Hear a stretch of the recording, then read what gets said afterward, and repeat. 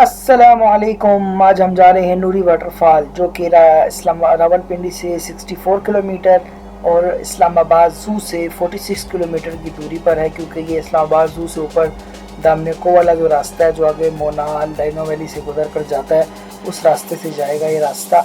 تو آئیے proper video شروع کرتے ہیں.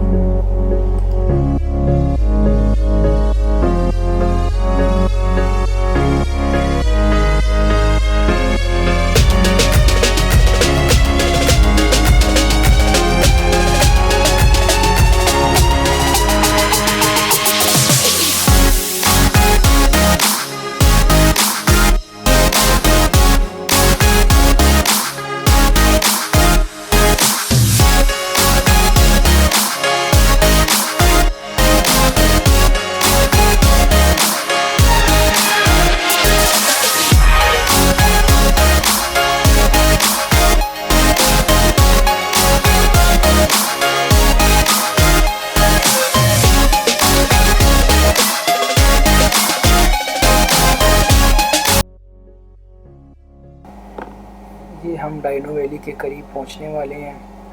ہم ڈائنو ویلی کے قریب سے اب گزر رہے ہیں. یہ اسلام آباد میں آپ یعنی کہ مونال سے تقریباً آدھے گھنٹہ آگے جا کے ایک نیا پارک ہے، تھیم پارک ہے، جو کہ بہت چھوٹے بچوں کے لیے تو نہیں ہے، بچے کئی ڈر بھی جاتے ہیں. انہوں نے یہاں پر بہت بڑے بڑے ڈائناسور اور اس طرح کی چیزیں بنائی ہوئی ہیں جو بچوں کے لیے بچے خوش ہوتے ہیں. تھوڑے بڑے بچے میں سمجھدار تو وہ دیکھ کے خوش ہوتے ہیں. تو یہاں سے ہم جائیں گے، بائک پہ جا رہے ہیں کیونکہ آگے راستہ جا کے بہت تنگ ہو جاتا ہے، وہاں گاڑیاں پھنس جاتی ہیں، جو کہ آگے ویڈیو میں چل کے آپ دیکھیں گے. آج شدید گرمی ہے، عید کا جو ہے تیسرا دن ہے. تو ہم جا رہے ہیں نہانے کے لیے. یہ ہری پور کے ڈسٹرکٹ میں آتا ہے یہ نوری واٹر فال.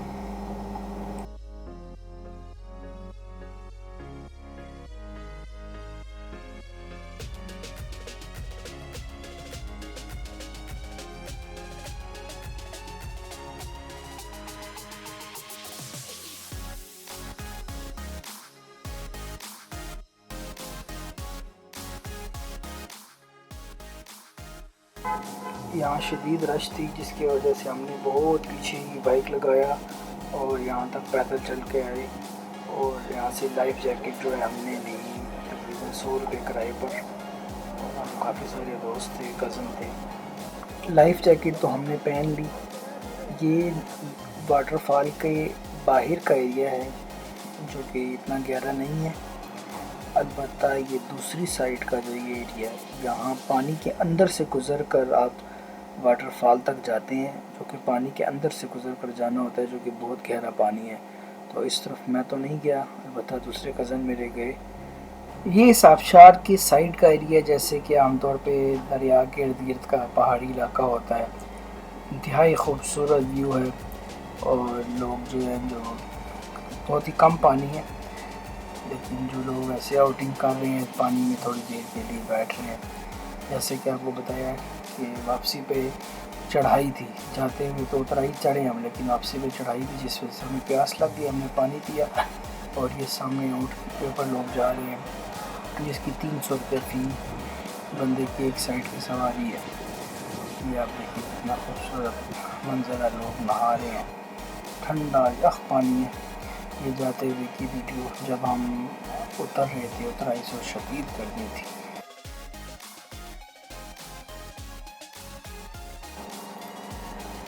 یہ سارا پہاڑی راستہ آپ کو جو ہے چل کے کراس کرنا پڑتا ہے. جو شخص چلنے کا عادی نہ ہو تو اس کے لیے بہت مشکل ہے.